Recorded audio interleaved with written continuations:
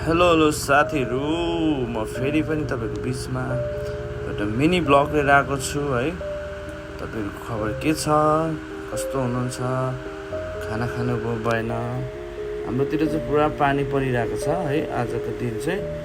अनि यो भिडियोमा चाहिँ म एक दुई दिन अगाडि 1 विक अगाडि भनौँ न, म झापा गएको थिएँ। अनि मैले केही प्लान्टहरू मैले लिएर आएको छु होइन, मलाई मनपर्ने। अनि खासमा त किनेको चाहिँ साइटमा छ, तर यो चाहिँ यो मेरो अनलाइनबाट लिएको यो चाहिँ है।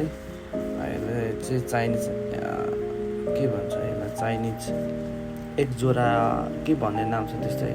यो चाहिँ सानै यसमा फुल्छ क्या, हाम्रोतिर भएको चाहिँ एकदम हाइट हाइटमा गएर फुल्ने हुन्छ। यो चाहिँ 5 कलर छ। अनि अब हत्तपत्त होइन, अब अनलाइनको चिज त ट्रस्ट गर्न सकिँदैन, तर केही बुझेर है, अनि केही अब गरेर एकदम पेजहरू राम्रो चेक गरेर लिनु हुन्छ, राम्रो हुनसक्छ।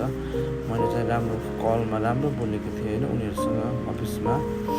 अनि उनीहरूले ब्याड बिल सहितको मलाई बिल पठाएको छ है।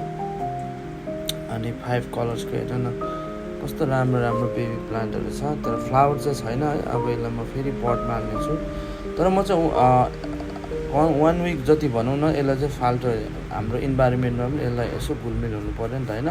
कतिले चाहिँ एकैतालमा ल्याउने बित्तिकै पटमा हालिदिन्छ क्या, त्यो भएको कारणले गर्दा अब उनीहरूलाई अलिक ग्रोथ हुनलाई अलिक समस्या हुन्छ।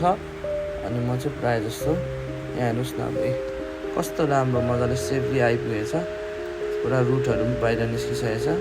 4वटा चलेको हेल्दैछ, एउटा चलिकति रुट आएको छैन। त्यो भएको कारणले गर्दा अलिक त्यसलाई चाहिँ जोगाउन गाह्रो हुन्छ होला जस्तो लाग्दैछ। अब म यसलाई पटमा हालेको पनि फुलाएको पनि म अर्को भिडियोमा देखाउने नै छु है। यो चाहिँ मेरो चाइनिज एक जोरा हो। Thank you.